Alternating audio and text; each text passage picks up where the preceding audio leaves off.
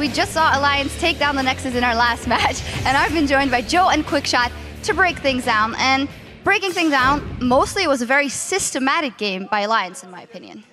There's not a whole lot to break down, I'm afraid. You know, Alliance just got ahead super early. They punished Millennium. They just kept getting in their faces and making their comp work. It was difficult for Millennium because they simply didn't have an answer to anything that Alliance did. Yeah, and it's hard to really judge whether this is a weaker Millennium from what we saw last week in the Super Week, where they obviously did really, really well, whether Alliance are a lot stronger, because Alliance did play this game almost flawlessly, and it's really hard to say whether Millennium just lost that earlier on and it was a no comeback situation, a game that they may just want to forget. Look why it went that way in the first place and then just forget it. Yeah, we can't really say, but what we can say is that there was one particularly big play, and hashtag LCS big play moment that came to you guys, and there's also someone who tweeted about it. It comes from @Spectrank, who says, "Oh my god, Shook, the flying monk, hashtag LCS big play." It was a super cool play. If we pull it up onto your screen, Shook as well as Froggen just do such a good job under the tower. Keep a close eye on the damage that Kerp takes. He actually tries to clear the minion wave, and that just opens him up to get chunked down by the Sonic wave and the damage from Alliance. So roll this clip out. We'll roll it about half speed, and we'll see this flying monk coming in just a moment or two. It's something that Shook has done so often on Lee Sin. In my mind, it's his strongest jungler. So there's Kerp. Gets caught by the hook by Nif, Sonic Wave at point-blank range, and whazza! First blood. That was an interesting noise. I actually want to give the credit to Nif on that one, because his Flay actually slowed them as they pushed in there. Hook came in, Flay came in, then he got an easy hook off, and okay, Shook got the glory moments and a special noise from Quickshot for actually finishing that off. But it's not the first time that we've seen Nif and Shook combining so well. In fact, it wasn't even the only time in that game that Nif's hooks really opened up kills for them. Yeah, completely agree. Yeah, absolutely. And remember that you can send us your own favorite plays or the noises you want to hear from Quickshot by tweeting @LOL Esports along with that hashtag LCS, of course. Now, what do we make of this? It's, of course, too early to draw conclusions about either team, but the fear is creeping in that Millennium, the way they started so strong over in the summer split last year, might they go down that path again? I do agree with you. It might be too early to call to question that. But there's two things I want to highlight. In the interview, Nif was saying, well, we weren't afraid of the LeBlanc. And during the sounds of the game, Kerp himself said, pick me LeBlanc. I think I'm being baited, but I don't care.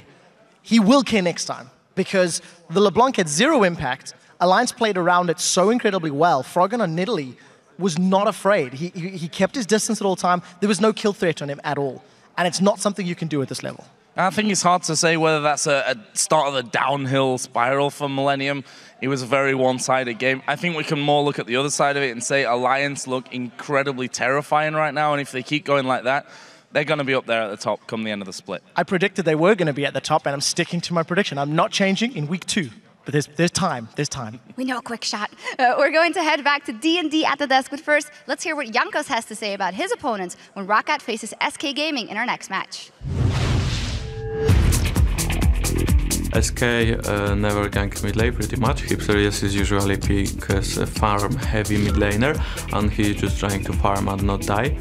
Freddy usually plays some off-tank champion like Jax, maybe Trundle, Shyvana, and Svenskeren usually tries to focus on the bot lane and try to gank bot lanes of CandyPanda and Rated. Interesting words from Jankos. Maybe they've got a plan coming into this game.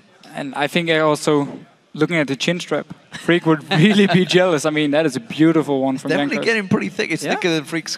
I don't think thicker than he could ever grow, I think. Maybe, yeah. Maybe Jankos is more manly. Easy for me to say that, that's for sure. That brings us, of course, to the last match of the day. It is ROCCAT facing off against SK Gaming. ROCCAT had a rough start to the summer split, only picking up 1 win as they beat Gambit, of course. That's in stark contrast to the spring split, where they shot into the limelight with 5 wins in the opening 2 weeks. And of course, when you look at their opponents, SK Gaming, the pressure is only compounded as the head-to-head in the spring split was 3-1 in favor of SK Gaming. So they really, really need to perform if they want to pick up a win here. Yeah, and if you look back at week 1 for ROCCAT, it was a bit of a strange week for them. I mean, the individual play, or the laning phase, I should say, wasn't the issue for them. It was actually okay.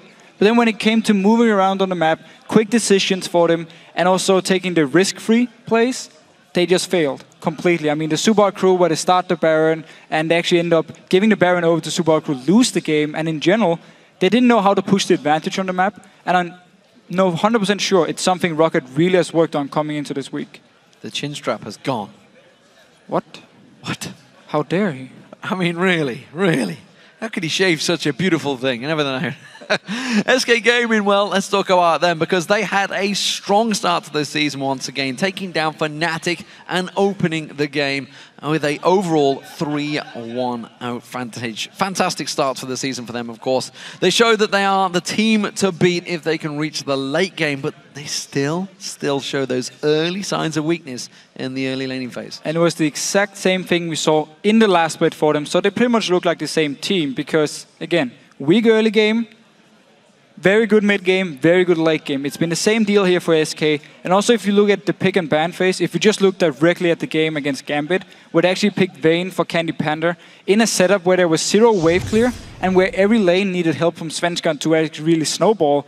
It was a weird game and they really got destroyed, I would actually say, early game by Gambit, and that's why they ended up losing it. And that's something they need to fix. Yeah, and it's interesting to see how that pick and bans will go with ROCCAT, who themselves are weakened now. But, you know, if you looked at the Copenhagen Wolves game that SK had last week, it was phenomenal. They absolutely destroyed SK Gaming. I think it was, what, 24, 25-minute very game? Fast. Complete destruction, Derby. And that's the thing. When they finally then win the early game, they really know how to rotate the map, good decisions, always make sure to make the right choice where there's no chance for the other team to actually make a comeback against you. And that's something SK Gaming has always been very good at, and that's the thing we praised them for so many times. In general, the shot calling for them is spot on. So once they finally win the early game, they look very, very scary. Think back to last split against ROCCAT, actually, who they're playing now. Again, 24 minutes game or something, and ROCCAT had to surrender because it was just over.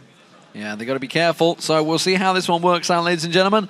Let's check out those starting lineups. Over on the blue side, it is ROCCAT. And of course, that means Xaxus is in the top lane, Jankos in the jungle, Overpow in the mid lane, Celaver in the AD carry, and VandeR on support. And for SK Gaming, we have Freddy up in the top lane, Svenskeren is in the jungle, Jesiz, of course, is the mid laner, CandyPanda is the AD carry, and Enraided on support. And for the final game of the day, we shall turn our attention to the mid lane, where Jesiz will be facing off against Overpow. Yeah, and Overpow, he actually looked very good in week 1, despite ROCCAT losing 3 out of 4 games. He looked very, very strong. He played 4 different champions in the mid lane, and it's something about Overpow we saw last split as well.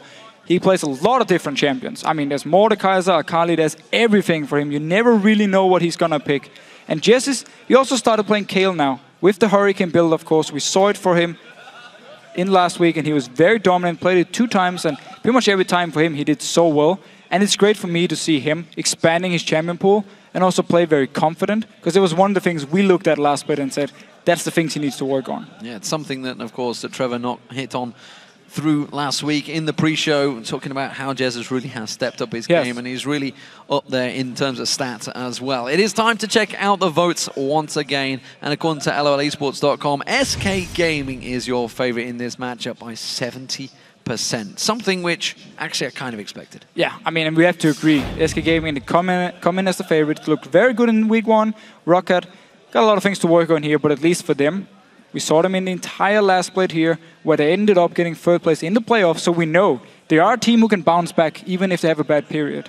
Well, here we go, ladies and gentlemen. Picks and bans going to be getting underway in just a moment. What are we expecting? Can you predict some of these bans? Well, first of all, ROCCAT banned Twitch in all their games, and Twitch was banned against SK Gaming in all their games. So I will guess and say Twitch probably going to be banned from ROCCAT. Again, also looking at the side of SK, on red side, they always ban away Kassadin, they always ban away Jax. Very standard. I know it's very easy. I'm just picking all the standard bans here.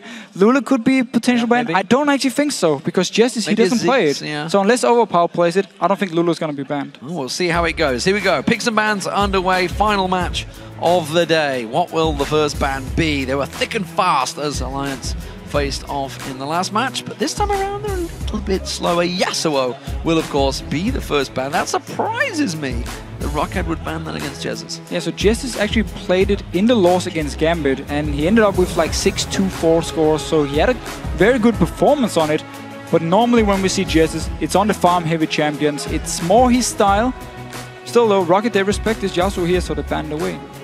Not right towards the first ban for SK Gaming. Xaxus, of course, played that a few times last week. Hey! Not to great effect. There is the Twitch ban. Surprise, surprise.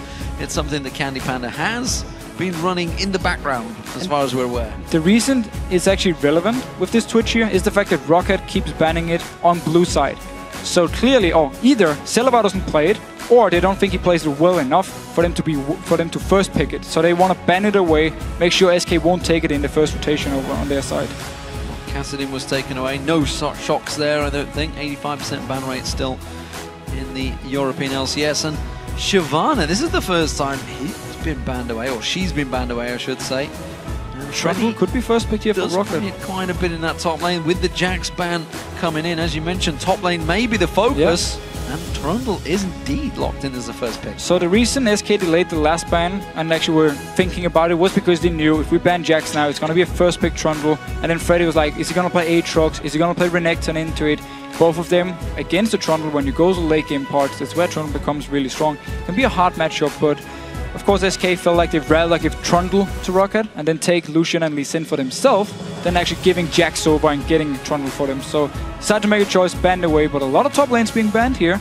And of course, it opens up for the Elise for Svenskeren and also the Lucian, very standard AD carry for CandyPanda. Freddy looking fairly confident there as he's spinning on his chair. They locked in their two champions very quickly, so he had a grin on his face, so he kind of knew what he was up against with Trundle, I believe. There. Oh, so yeah. Lucian and Leesin were locked in. So Svenskeren and Leesin, it's something that really we saw some highlight plays from last spring split. Yeah, we know how strong he is, especially on early game junglers. And we know the early game from SK is built around him making plays on the map here. Of course, if ROCCAT decides to lane swap and then try and put him in a situation where he can't really early gank as much as he normally would like to, they can try and then play the map against SK. Could be a risky move because normally SK know exactly what to do on the map here. So we need to see how ROCCAT want to handle Svenskeren early. They didn't pick the jungler yet, at least. Nami was picked in once again. Yay! Nami is, there's that 3 games running? Well, I'm not sure, I'm trying to think which one was picked up. It was the first game, it was Edward missing all the missing all of your ultimates, Eddie, not so good. ROCCAT do lock in Overpow's champion though, that is going to be Nidalee in the mid lane. So could I also explain the Yasuo ban here from ROCCAT? Normally it is counter pick to Nidalee. And of course they want to take it away from Jesiz. Kayle is still open for him, Ziggs is open for Jesiz, still plenty of options for him. Well, Renekton was picked in there, so Freddy falling back on a Trident tested there with Renekton. Hasn't seen as much pick rate. You can see it's the first time picked in the summer this time around, was pretty much predominant throughout the spring split. Leona is going to be picked up in support. Yeah, so Renekton, due to all these lane swaps here, it's not as easy to just get your one-on-one matchup, which was the thing about Renekton. It's where he shines. In one-on-one early game, he's very, very strong, can dominate the lane. But if you lane swap on him, he kind of loses this thing because he's going to be farming a jungle, Trundle's going to be farming a jungle somewhere else, and get the levels, and then Trundle can start actually winning and outscaling Renekton. So that's one of the reasons he fell out of favor, but now they actually have to go with him because of all these top lane bans. Of course, the new ROCCAT shirts on them as well with their new sponsors. ROCCAT have gone with Kog'Maw once again alongside that Nami, and you saw Jankos very happy and smiling. Well, why not? He's got his Elise once again. It's actually, in general, if you look at the ROCCAT comp here, once they actually start grouping up for a tower, you can land the spear, you can land the bubble, you can land the cocoon. There's a lot of skill shots SK Gaming needs to look out for here and dodge around. And if one of them lands onto them, if the cocoon lands, you follow it up by the bubble, a lot of poke onto you. If just the spear lands, well, we know how much damage Nidalee can do, and it also forces you away from the tower. So ROCCAT with a very, very strong lineup when it comes to grouping up with 4 members, doing a lot of damage onto towers, poke, and then disengage if needed with the Nami, of course, with the Elise, and then Trundle can just split push in the top lane. So what do we think? Kayle? Kayle left open. Could be Kayle here. Ziggs actually would be best for the wave clear. Yep. Together with Lucian would make a lot of sense, and actually was also locked in by SK here. So now they have the wave clear. With the Ziggs, we know how strong he is, just extending games, making sure teams can't group up early and just push down towers, so I like this pickup. Also, he can apply a lot of pressure to Overpow early game here in the lane. So overall, good response from SK with the Ziggs pick, and of course CandyPanda can also help in with the wave clear. And if now SK want to start a fight, they have Leona, they have Elise to jump in, Freddy can teleport behind. The issue for them, however, comes when you hit the late game point. Kog'Maw, of course, will scale really well. We have Trundle up in his top lane, who's going to outscale Renekton. That could be the issue for SK, and therefore they need to make sure they don't go too late, or at least they need to make sure they are far enough ahead to actually handle it. Well, we'll see how this one turns out, of course. What do we think overall the teams? Who do you feel has got the advantage in the picks and bans? Well, looking just straight picks and bans, I really like the comp from ROCCAT, but also like the response from SK with the Ziggs pick here, because they know if we don't have some proper wave clear, they can just push a group up together and start poking us down, and we won't have a response. And remember, SK generally struggled in that lane phase, so Ziggs sometimes has been drawn to quarter to help them out. Of course, the teams, well, they've locked in their champions, so who has the better composition? Who do you feel? Tweet us with the hashtag ROCWin or the hashtag SKWin, and we'll share the results with you on screen shortly, of course. See if you've felt any different from those picks and bans. And we really need to see here if ROCCAT can get a lane swap going, because they want to make sure, of course, SK can't use the Renekton Lee combo to just destroy the top lane, and also they want to make sure that Kog'Maw and Nami can get a few levels, because Leona, if she hits on to Nami, Nami is very squishy and could be a kill for SK. Here we go, ladies and gentlemen. The final game of the day getting underway. ROCCAT as the blue team skittering out of their base up against SK Gaming, starting out as the red team with that crazy mad scientist in the mid lane. In SK Gaming, actually both teams have some tools for their level 1. Nami Bubble is a very strong level 1 spell.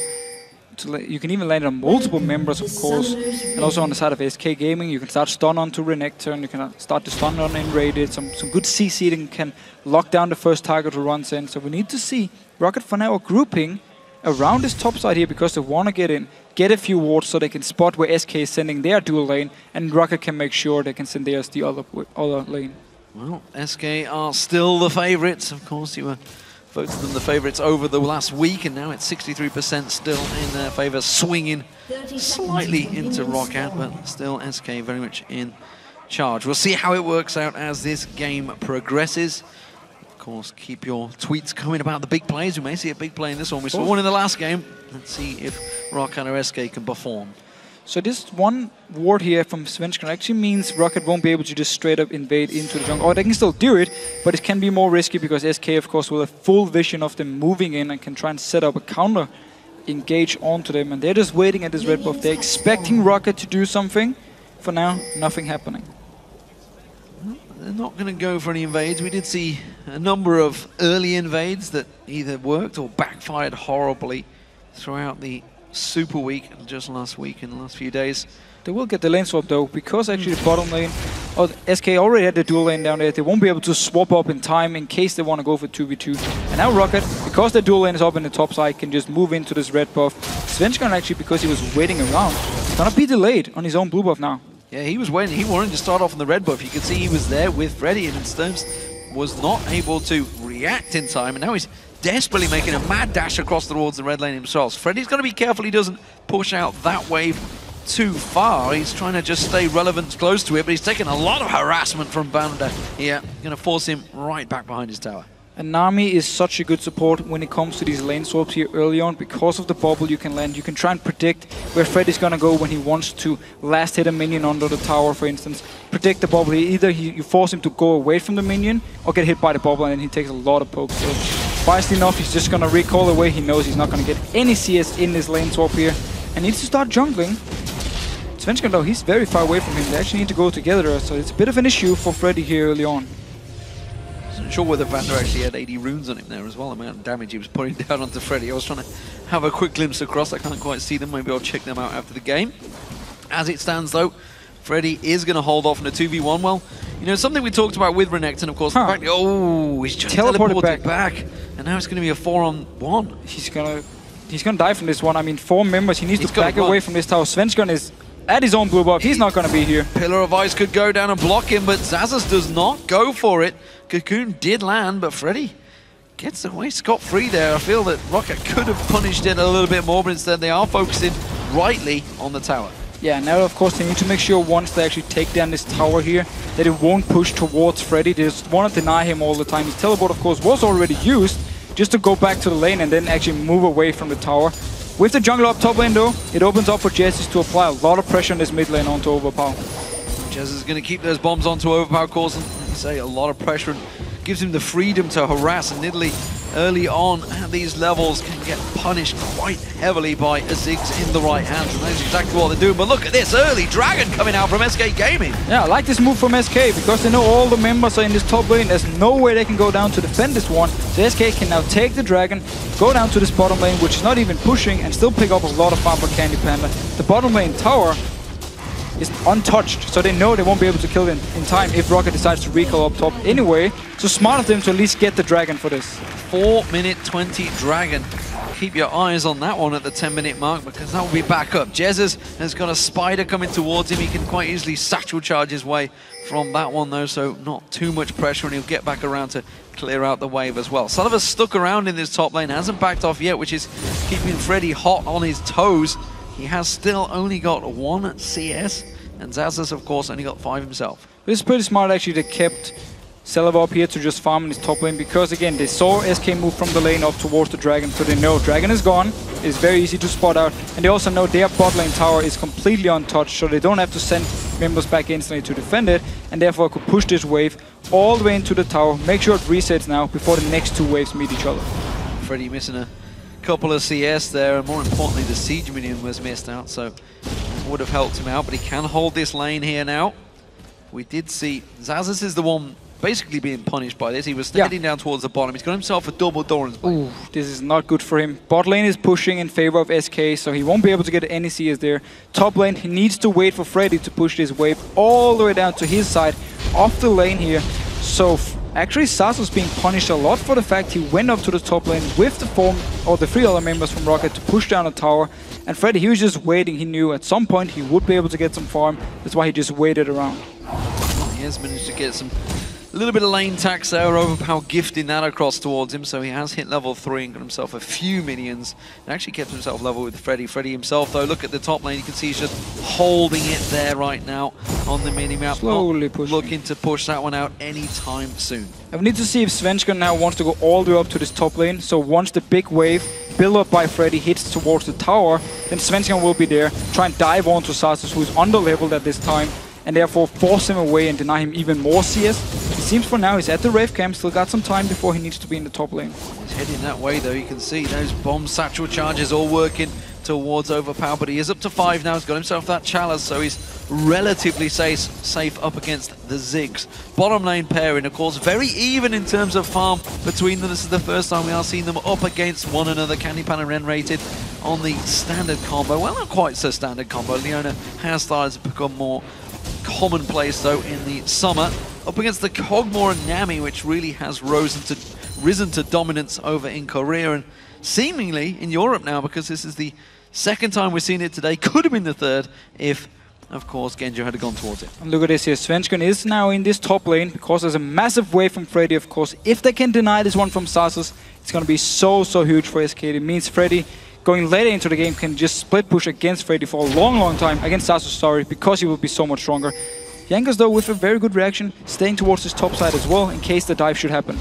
Well, sticking around. He needs to be there now. Comes in. Now he's there. He needs to be joining him. Dominus comes in. That was a good stun coming out, though. And actually very good damage control from the tower. Svenskeren caught out by the cocoon. Where's he going to repel to? Freddy's actually taken pretty low on this one. That's going to why the mid laners, they're going to come across in support. We also see Nami coming across. Freddy's in trouble. Where's he going to go? He's already used his flash. He's going to try and slice through, but it's not enough. And now Jez is in trouble. Overpow catches on towards him. Where's he going to go? Satchel charge doesn't bounce him away quite far enough. The spear lands, but it's not enough. And great reactions coming out of ROCCAT. Yeah, very nice reactions here. They knew once the wave was going to hit the tower, Svenskeren would be there. Jankos stayed nearby as soon as he saw the dive was happening, moved up there, and then the rest of ROCCAT could also come up and help the team.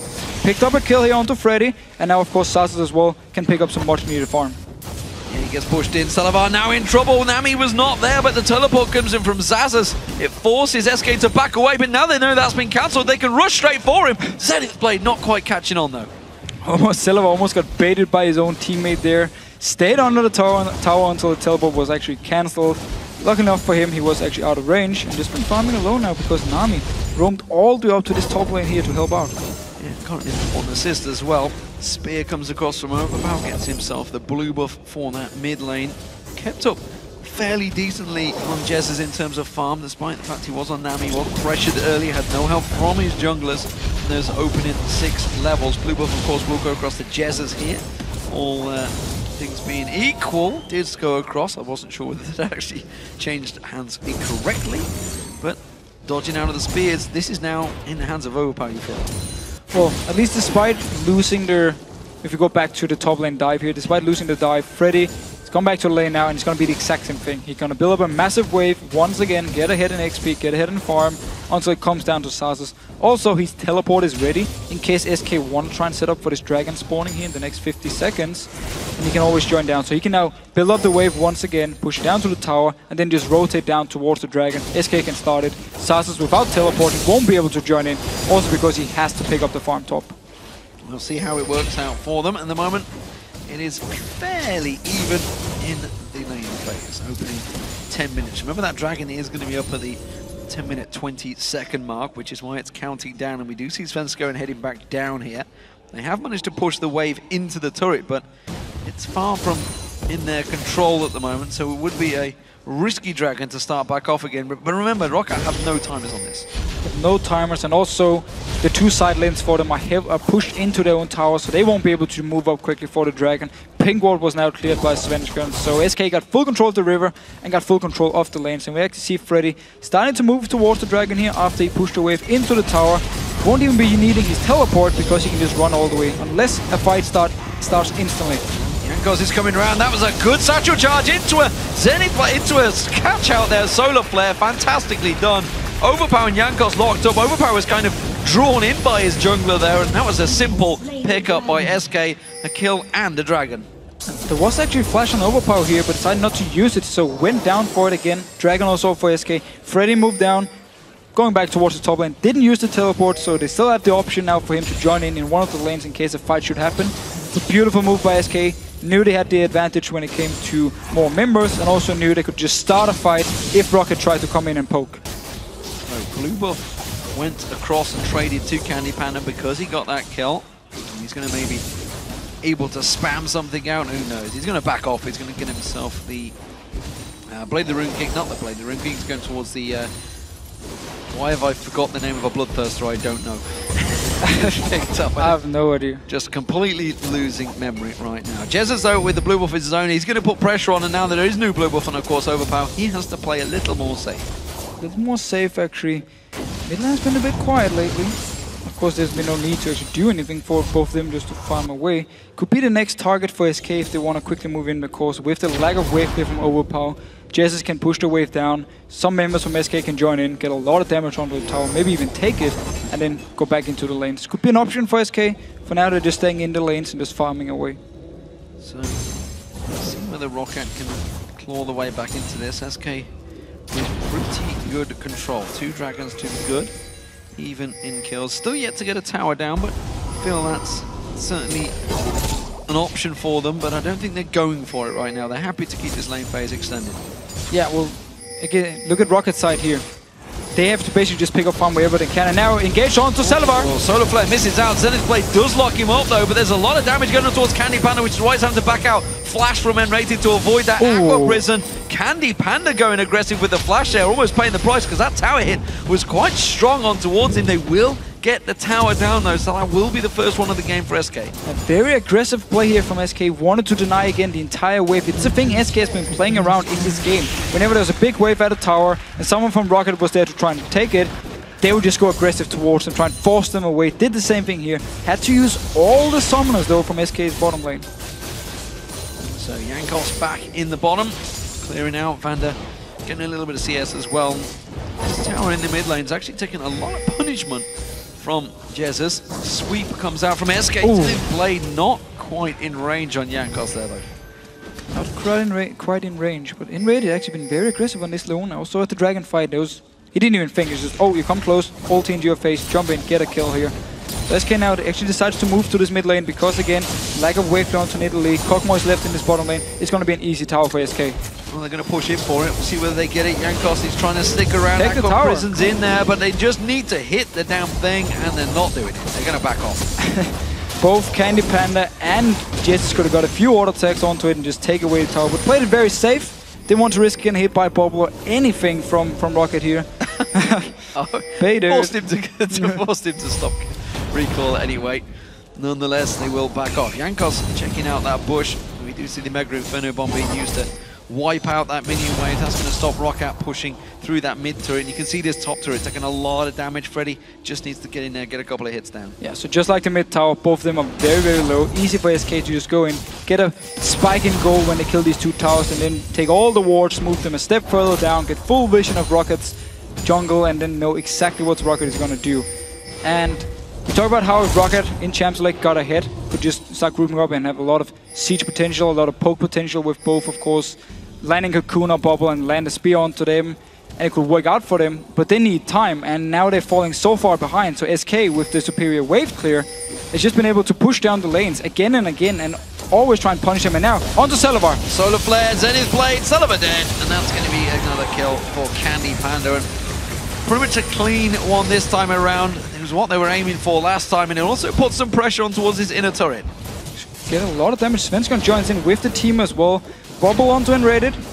Nobody there to follow up though. Still got at least 50% damage onto this tower here from SK, and it's just been the same thing for them. They keep pushing in, get some damage, go back next wave, do the same thing again. Full advantage of the fact they are stronger now in this mid game. Well, the siege minions is the next wave that's coming through. There's the top turret, and the bottom turret's again going to be pressured by this duo pairing.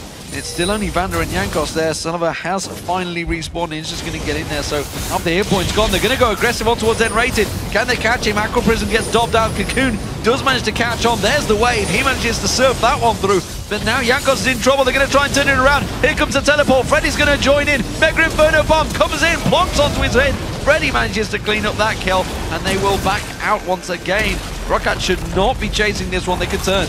Yeah, SK can turn around for this one here. Svenskeren, who still has his flash, of course, can go into the face of them. No ulti, he wouldn't be able to kick someone back. But it took ROCCAT such a long time to even try and kill Enrated. He only dropped down to about 30-40% of his HP here, so it was easy for SK to just kite back a little bit and teleport back to a ward. And now tower also went down mid lane. Jesiz should be safe, backing away. Yeah, just satchel charges away from that one, sidesteps the spear and is safe. So another turret down, 3-1 now in favour of SK, and quickly, as you mentioned, money in the bank. They're now 5,000 gold ahead. Quick spike for SK. Basically, they're just playing all the lanes completely correct. I mean, they know they can push them down, they know they're stronger, take full advantage of it.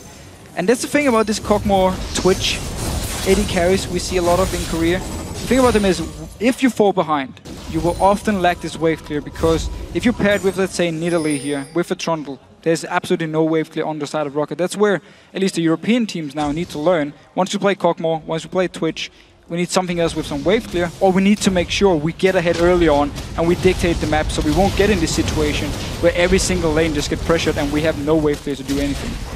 Anyone in SK, their team, they'll be happy right now because they have full objective control from the 4th minute in this game. That's another dragon going their way, the 3rd one inside 17 minutes. That's impressive in itself, along with those 3 outer turrets. The inner turrets are the next focus though. You know, we talked about SK, how they sometimes struggle in the early lane phase. They've won the early lane phase quite clearly, it seems. They have objective control. Let's see how they close out this match. For now, at least, they just come back to the lanes. Freddy once again keeps going up to this top lane, do the exact same thing we've seen so many times. Build up a big wave, pushes in. We need to see if SK wants to use this big wave, wants to hit towards the bottom side here, or the top side, of course, of ROCCAT went down towards the tower and want to move over there quickly from the mid lane, get some damage onto the tower with all the minions, or they just want to use it to apply pressure and then move towards the mid lane or bottom lane. Well, look at the map. You can see, oh, Solar Flare lands on Xaxus. Xaxus going to get pinned down. Kick towards Freddy. Stunned up once again. Completely locked up, but he flashes away. He gets away. Mega Inferno Bomb. It does land. Svenskeren needs one more kick, but he gets out scot-free. Svenskeren now taken low. Freddy's going to get locked up. The rest of the team trying to back away. They do have the bouncing bombs coming through from Jesiz. But what a great escape by Xaxus. Yeah, and a great turnaround by ROCCAT as a team, coming in there, helping him out. Tidal Wave, everything was used to force SK away. A lot of the members actually dropped fairly low here from SK, so ROCCAT almost picking up a few kills. A few much-needed kills, we could say, because for now they are still very far behind in gold. We're going to try and steal the golems away. CandyPanda got them anyway. So gold is swinging in his favor. You can see it's a 30 CS advantage in that bottom lane between the two AD carries. Top lane, 70 CS advantage between Freddy and Xaxus. And of course, it's equating to massive chunks of gold. Look at that top lane pairing. 2,300 gold differential between them. And again, down in those AD carries, it's what, 1,500, 1,600 gold between them as well. So big advantages being picked up by SK Gaming. They may lose out in this middle turret. That's a good combo. Spear, bubble, and cocoon all at once. Quite some damage. Also actually managed to pick up the tower. SK couldn't engage. There wasn't enough members, only Inrated and Svenskeren to try and protect here. But going back to Freddy, the Renekton pick, it really worked out for SK. They played it so well with it early game, and that's why they are so far ahead as well, because Freddy's been a big part of it. Now towards this blue buff here, SK want to try and challenge for it. Yeah, good cocoon on Svenskeren, and that stopped the challenge dead in its tracks. Couldn't get in, couldn't get the smite, couldn't land that sonic wave.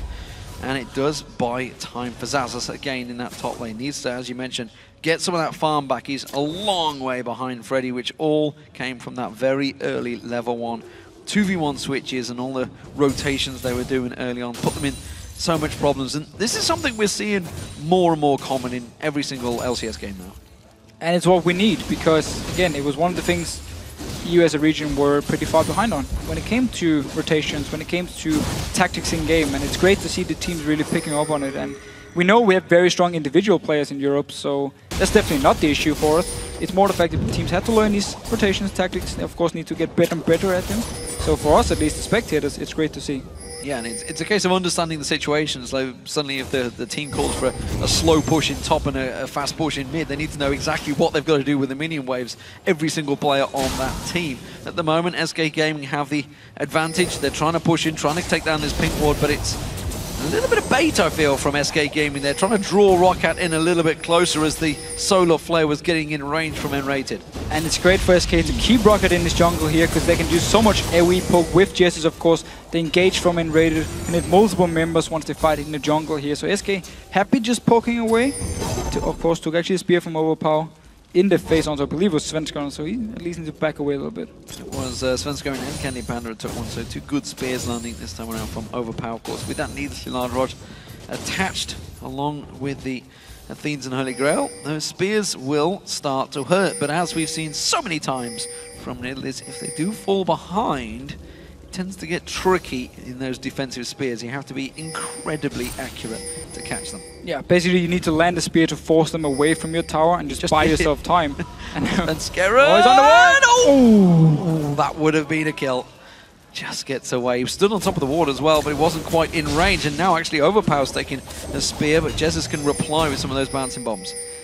And while, of course, we just praised SK for the early game decisions, rotations, looking back at the Alliance game as well, what the teams then need to learn now is, once we got the lead, how do we really push it here? How do we make sure there's no chance for the other team to come back? I mean, for now, ROCCAT has had some time to actually farm up. We see they're not catching up yet, but at least Celaver down this bottom lane is actually getting quite some farm onto the Kog'Maw, so SK giving ROCCAT some time to farm back into this game. So many times CandyPanda stole away those golems. Celaver again tries to get up there, tries to get the last hits on them, but CandyPanda runs away with that gold again and starts to build that advantage. Almost close to 2,000 gold now between those two. Freddy going to get away, just away from that cocoon of about, just going to clear out vision. Has got a ping ward, doesn't put it down at Baron, so doesn't feel that's too much of a worry right now. What is going to be a worry maybe is the dragon coming up in 30 seconds. Of course, and that's where he can use the pink ward, put in his own jungle, and then just start landing spears over the wall. Actually, just where Sven can put his ward, Overpow can place his pink, deny the vision, and just start trying to land some poke here. If ROCCAT gets some good poke onto SK, they might be able to go in for a fight, but it's going to be very, very risky because Invader can just start a fight if he wants to. Well, as they collect in that bush, that's almost going to be a magnet for those spears. Pink ward just off the side there, that's what he's looking towards. Baron, dragon spawning in 2 seconds time. Jesiz is actually staying in the mid lane at the moment, so he's keeping pressure with those bouncing bombs on Overpow around that mid lane. So hasn't been drawn into this fight right now, but this time around, ROCCAT really do want to fight for this dragon. And they kind of have to, well, Celaver is still far away. He needs to join in with his team. There's teleport onto Freddy. He can join in, try and flank around ROCCAT if possible. And let's see here. Jesiz is just trying to land some poke, and Rated already took one spear to the face. And now actually SK decides to back away, also because Freddy's just pushing this top lane. Xaxus needs to either go in and start the dragon, or actually teleport up here and stop if they want to prevent Freddy from doing damage. Seems though Freddy don't want to do it, he want to join in with the team. Oh, Overpow in trouble. CandyPanda with the culling, not quite enough to get on towards him, but the flash will. And Overpow goes down to the AD carry of CandyPanda. And he completely split up from the rest of the team. He tried to move around and keep landing spears onto SK. CandyPanda just waited down in the bush here, spotted him, easy kill for him. Dragon as well for SK. Well, that's the 4th one in the game now, I believe, for them. So full control on that once again. 24 minutes into this one. Celaver has got a lot of damage on him, as you mentioned, but when he's pretty much all in his own down this bottom lane, that's going to be a problem as SK Gaming move in bulk. 4 members of them pushing that bottom wave. And this should be the bot tower. It's already very, very low. Rest of ROCCAT is still far away. Overpow just respawned. 2 members are in the mid lane. This tower, easy enough for SK. Yeah, that's going to go down. I think Enraid probably could have tanked it up, didn't really need to. Minions come in, easy tower picked up, first inner of the game. Freddy is keeping the middle wave busy. Jankos goes a little bit aggressive on that one. Can't go too deep. He has got the rest of SK rotating from the bottom up towards this mid lane. Don't think they're going to go in towards that one though, so they're just going to back off. Got themselves another couple of great objectives. They're all going to be sat with a chunk of gold in their pockets. Yeah, and we actually see both Svenskeren and Reddit being down towards the 50% HP mark, and that's why SK don't feel like they need to go and push anything, because one spear and you're suddenly very low, and therefore you will be forced to go back to base. So wisely enough, use the gold they just picked up here, go back, heal up, and can then start grouping up if they really want to start either sieging down a tower, maybe try and force a Baron, just deny full vision from ROCCAT, set it up, and if ROCCAT tries to go in and stop you, you just turn around on them with Leona and start a fight. So, just shy of 10,000 gold lead right now, 9k just roughly overall, and that's pretty much split across every member of SK because of all the objectives that have been taken, the 4 dragons, the 4 towers. And in terms of farm, you can see it's now a 100 CS lead that Freddy has over Xaxus, which is becoming a serious problem. 3,000 gold advantage he has over that top lane. Richest man on the team. Almost a complete item. Yeah, he's actually, again, he's the guy with the most gold for SK because he's just been farming all the time up in this top lane. Nobody to stop him from farming, except for the death he had early game where they tried to dive onto Xaxus. He's just been going back to top lane again and again, pick up the farm. Very good teleport use as well to join in with the rest of the team if needed. Yeah, he's actually made use of that teleport very well, as you're saying. Guardian Angel's now been picked up by him. There's the Culling being used. Very quick cooldown timer on that one for CandyPanda. Got himself the Triforce completed himself, as well as, of course, Celaver, who picked his up early. CandyPanda just peeking off at the side there. He's actually been sitting in and around this bush with the golems, with that bottom wave, for a very long time. Celaver's been keeping him company. But SK, they've felt pretty comfortable because they've had good ward coverage around this red buff area. Yeah, and this is actually the first time where they don't have it, and that's why they're a bit scared of just moving in and just keep backing out. ROCCAT at least been doing a good job trying to get back some of the war control here. CandyPanda in the bottom lane pushing for himself. ROCCAT rotating between mid and the bottom lane to try and defend it. SK now moving up here with the wave to top lane. In red, he's not spotted yet. There we go, Zenith Blade, Solar Flare locking up Xaxus. Mega Inferno Bomb follows through, he flashes out of it, but into his not going to be able to escape, I don't feel. There comes Svenskeren, he comes around to try and finish the job. He will get the kill as well. Killed secured, I believe, is the phrase you could use for that one. The wave comes out, it may keep him away from the turret. There was a good Aqua Prison on N-rated, but he will flash away and get away from this one. Repel comes from Jankos, but I'm not sure he wants to follow too deep on this one because SK will just turn back around on them. Freddy goes deep on Slice and Dice there. Jankos gets caught out, has to try and shield up and heal himself away from that one. The tower will go down. It was a 1-for-0 trade overall, and SK just showing how that gold works in their favor right now. They're so much stronger than ROCCAT. And again, they had pushed down every single lane towards the base of ROCCAT, so they can just move around here, N-rated, completely unspotted, move towards the top lane. So once Renekton was actually at the tower, they could dive, 2 members, rest of SK could quickly join in before ROCCAT could even react to it, pick up the kill. Chase went on for ROCCAT, of course. Actually wanted to try and at least get a kill or 2. SK could then just turn around when CandyPanda actually came in, picked up the tower as well. So ROCCAT really very much in trouble now. 2 inner turrets down, top and bottom. Middle one is the last surviving one. Dragon is up in a minute and a half, and you can bet your boots SK Gaming will be all over that one.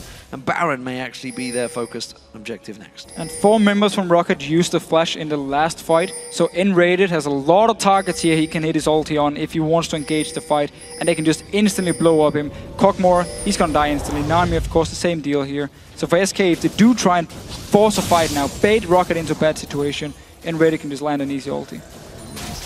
Off at the side, clearing out ward coverage at the moment in that river area. In fact, he's pinging it. He's like, someone come and sweep this, please. Mine's down. I haven't got it available. He keeps on pinging it. Svenskaren's not interested. Instead, he looks like he may try and go for a kill here. And Jankos, quick stun comes out from Enrated. They do not follow it through with that shield daybreak. And he will just hold his ground. ROCCAT seemingly trying to defend out that jungle, but I'm not sure that's what they should need to be doing because they're leaving the mid lane open. I'm a little bit surprised SK are not more confident pushing down though. Yes, of course, you can take a spear to your face, but where's the hard engage on the side of ROCCAT? It's the same deal as last game. Okay. Nami won't be the one to engage. It's so easy to dodge around the wave. So SK can just group up. If you take a bad spear, you back away, you heal it up and go in again. And that's actually what they're doing now, just grouping up towards this mid lane. A lot of cull-in, all landing on Overpow, having to heal himself up to keep himself alive in that one. The bottom wave is not pushing. This is something we saw with Alliance right now, that they'd have all the lanes pushed in, and really Millennium were left with no objectives, nowhere to go. Dragon is up in 3 seconds time, which is why SK are now in position. They're going to get themselves the 5th Dragon of the game. Easy peasy. ROCCAT just trying to get some farm in this mid lane. Their own blue buff actually spawned. They should be able to pick that one up. SK is not in a position to do anything about it because they got the Dragon. Also opens up for ROCCAT actually to clear out some of the wards here from SK around the Baron. Place their own sneaky ward here, so of course if there's a bad... Oh, blue buff stole from Jesiz there with the Mega Inferno Bomb. Nicely done there, and that will cause a problem for Overpow. He's already down on mana. He needs the cooldown on them spears, and well, SK Gaming are going to put them in serious problems. They have to push all these waves though. So SK don't actually take advantage of the fact that Overpow was so low on mana. Maybe they didn't actually spot his mana out here. No, there was a ward, so they were, of course, have seen it.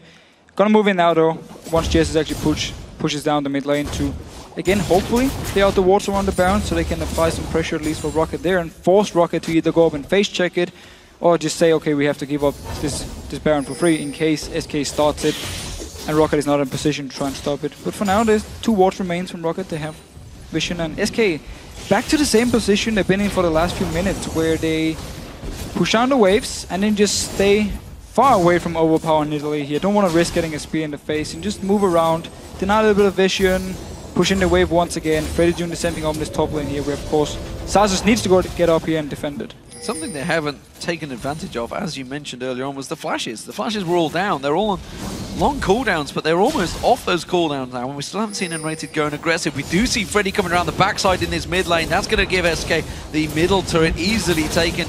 Good position in there. They could shove along that top wave. He could keep on pushing here. They could get a couple of hits, but I don't think they want to go too deep on this inhibitor turret just yet. But now we at least see it from SK, grouping up straight in towards the tower here. They know unless Overpow lands a few spears, we can just keep pushing up here. We are far ahead.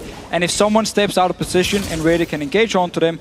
And Freddy, of course, with Guardian Angel, with Randuin's, he can tank this tower for a long time. So SK can just group up here. They can even just dive if they want to, actually. They can start a fight. Top wave is slow pushing in. SK are ready and waiting. Enrated's caught out. A lot of damage on towards him. Is it going to be enough? The ultimate's not going to take him down from Celaver there. The spears do land, but it may be enough to keep SK at guard right now.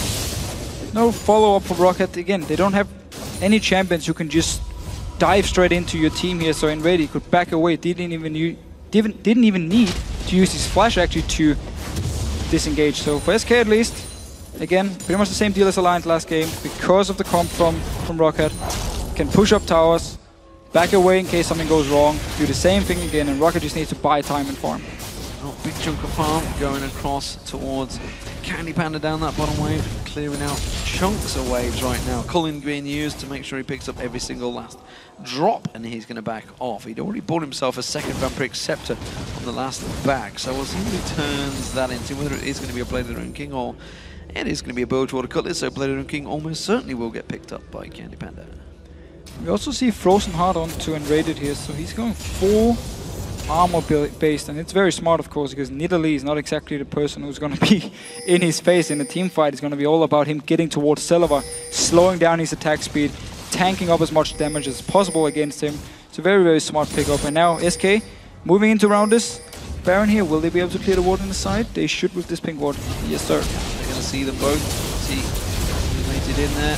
And this Baron's going down very quickly. ROCCAT are going to have to get a wriggle on here if they want to try and get in and clear this one out. Jesiz is in there. Satchel charge, keeps Jankos at bay. That's an easy Baron. Now they lock in towards Jankos. Where's he going to repel to? Dropping straight down onto their heads. And Jesiz will take that one. SK Gaming full control now. Every single Dragon, every single Baron, all going their way. Yeah, it's a very safe play for SK Gaming. Here in the mid game pays off for them. Didn't want to take any chances where ROCCAT could try and come back in the game.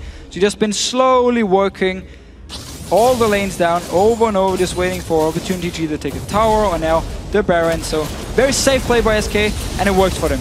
Well, CandyPanda, you're meant to be hitting the turret, buddy, not the minions right there. ROCCAT going to go in towards him. Overpow is going to get locked in. Xaxus is trying to put something down. Ooh. The spear will land on Svenskeren. He does get himself a kill, and that's going to give SK Gaming pause for thought as they back away from this one. But you can still see, oh, Jesiz caught out. Aqua Prison not going to land. Still a lot of damage on SK Gaming, so ROCCAT got to be careful if they chase this. And SK managed to just back away from this one here. Got inhibitor down. Yes, they lost a member. Still very much worth it for SK. And now can put attention once they actually come back from the base on the top side or on the bottom side and try and do the exact same thing. Group up, do some damage to the tower, back away a little bit, do the same thing over and over.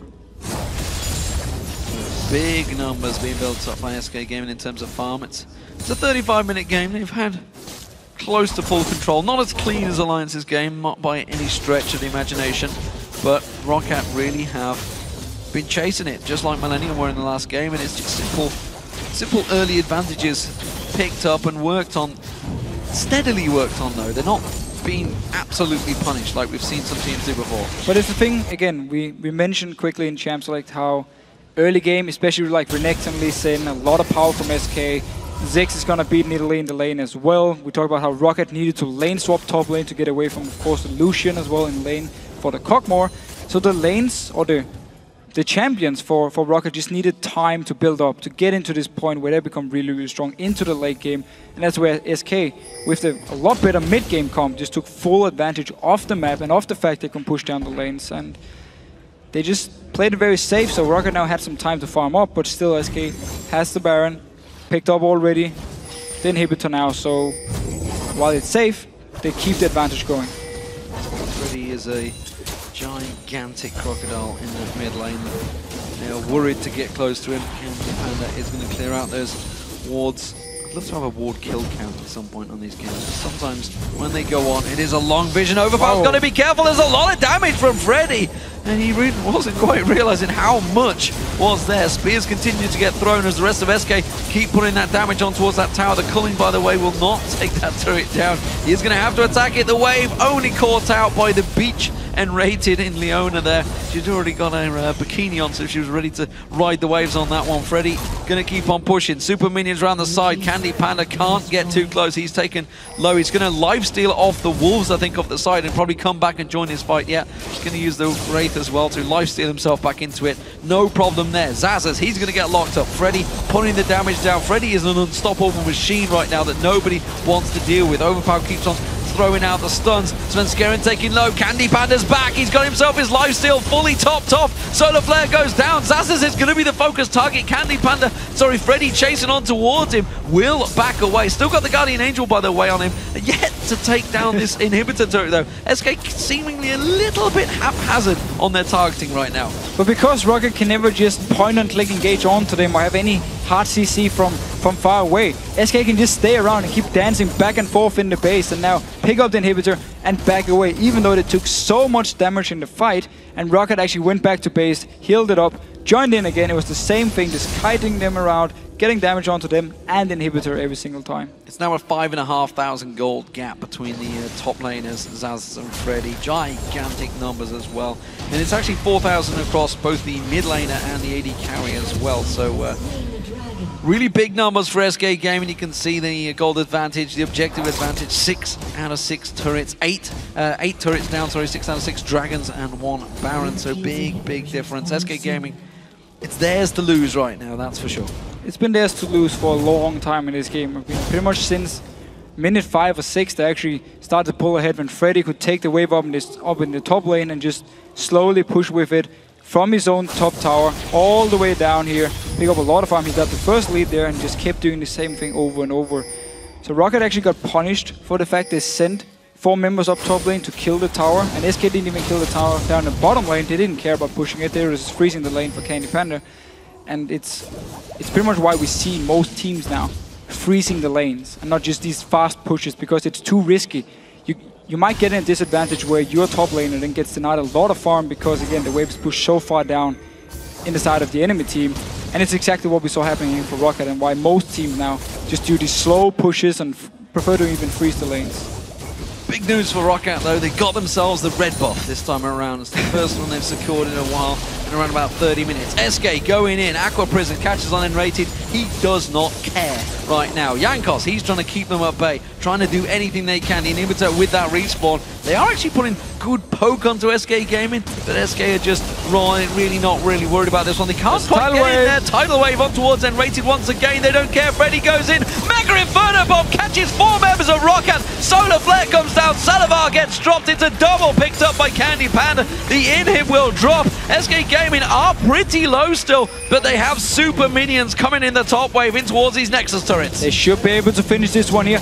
Beautiful kick from Svenskeren into the bomb from Jesiz. Wins the game for SK. Joining Alliance in the top of the table will be SK Gaming as they pick themselves up their own 4th victory, taking down ROCCAT in commanding style once again.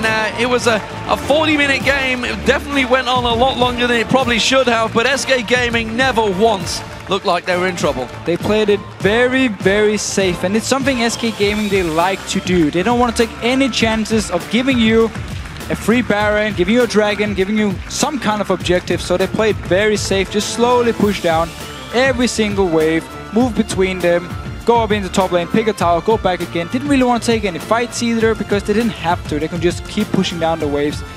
Safe, and it worked. Safe, and it indeed worked. And you know, if you were actually to look at the kill score, the 8-2 overall, despite the fact CandyPanda went 5-0-2, it's like 1-1-2 for the top lane, 1-1-3 for the jungle, 1-0-3 for the mid lane. Yep. Not big reading for any fantasy sports players out there. But the fact is, Freddy was 6,000 gold ahead of Xaxus at the end of that. They were giant gold farming numbers, and they just controlled the game, controlled the lane phase, controlled every part of it, which has been the problem for SK the early game. They really dominated ROCCAT this time around. Yeah, and again, they picked a very, very strong early mid-game comp here with Renekton, with Lucian, of course, Ziggs in the mid lane, Lucian down the bottom lane. All champions do really well in the laning phase, do really well in the mid game, where ROCCAT were like, we can stall this out to the late game, so we picked this comp here, which doesn't necessarily have any engage, but we don't need it because we bank now on getting ahead and start pushing up to towers, and we need disengage, not hard engage. That was the idea for ROCCAT. As long as they went even in the early game or got slightly ahead, they could start grouping up, pushing down, disengage in case something happened. However, when you fall so far behind early on, I mean, your late game comp without any specific wave clear or engage won't do anything. And the wave clear is the big thing. You mentioned it, you know, the fact that we've seen, obviously, Korea heavily running the Nami, Kog'Maw now, the combos that are working out, and they work out very well if used in the right manner. But as you mentioned, when Nidalee's picked in with them, there's no wave clear there. And Trundle top as well. Trundle's never going to be wave clearing.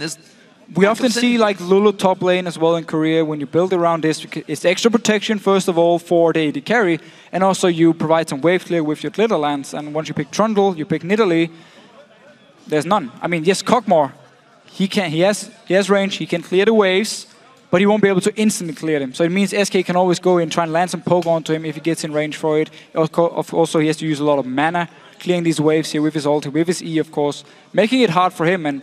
And pretty much the same in Nidalee, like LeBlanc. You can't go into your Kuka form and jump into the wave and clear it when members from the enemy team is around you, because we saw what happened with Curb on LeBlanc. He jumped in, oh, hooked, you're dead.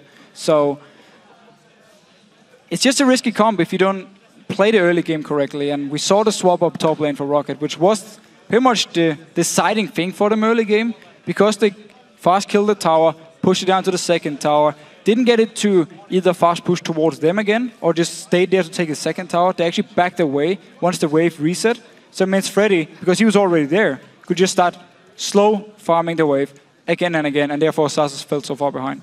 So we are now 3 game days in. Of course, well, 4 game days in technically. Yeah, we have 4. 3 in Super Week, of course.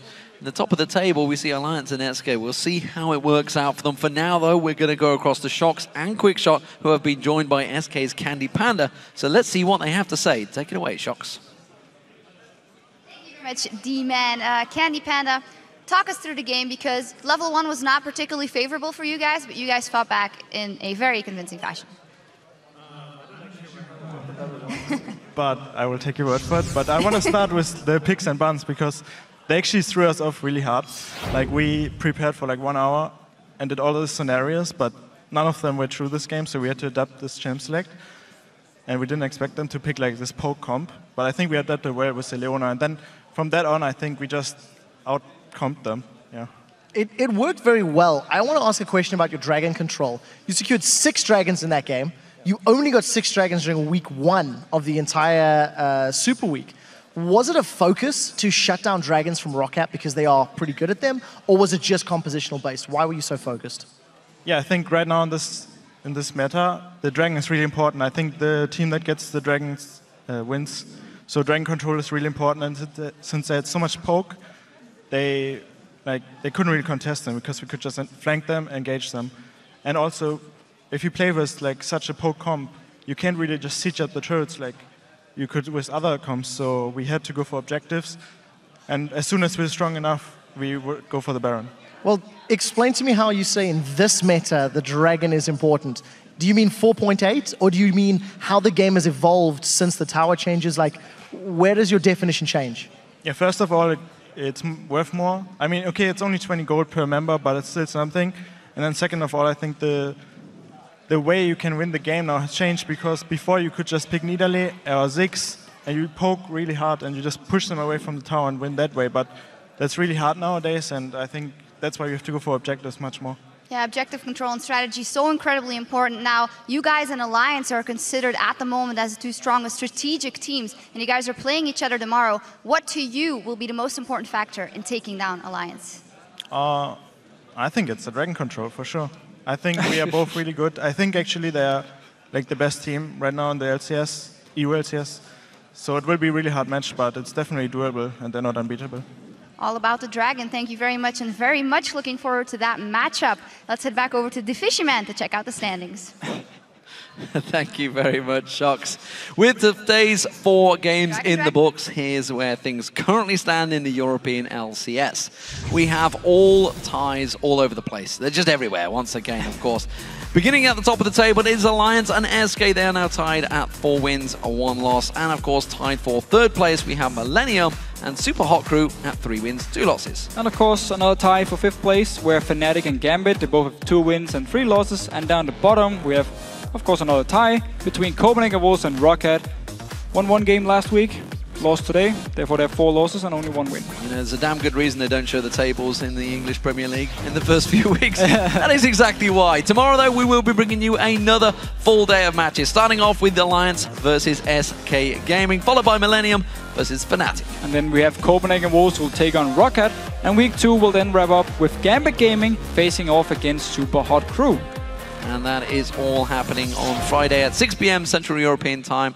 That is 9 a.m. Pacific. Right now, ladies and gentlemen, it is time for the European Challenger Series quarterfinals, as Ninjas in Pajamas will be taking on the Unicorns of Love.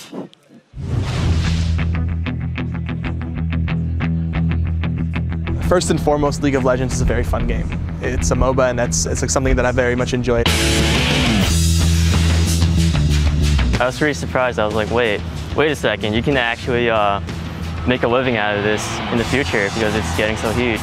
League of Legends for me is a measurement of my talent and my ability to show my hard work. I'm prepared to change my mindset for being a well-known player. If you qualify through the Challenger Series, you control your destiny. Getting into LCS is a bit of a dream. It's just something that I can look up to and say, I can get better at this. I'm not the best, I can get better, and I want to get better.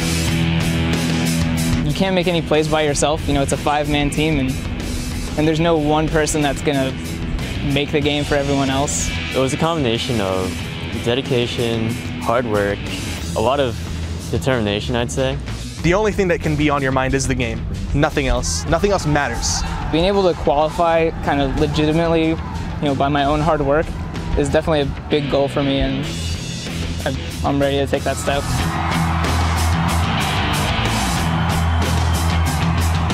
I'm in my own little world where it says I will play my game and I'll do whatever it takes. I'll play as good as I can. To play this game and to have them to like it and be good at it is a bit of a dream. If we lose in the relegation, as a team, we would have to sit down and talk to each other because there's like a lot you're giving up when you lose. We can maybe make it into LCS next split. Getting into the LCS is the end goal. It's going to be my biggest day in the last year of my life.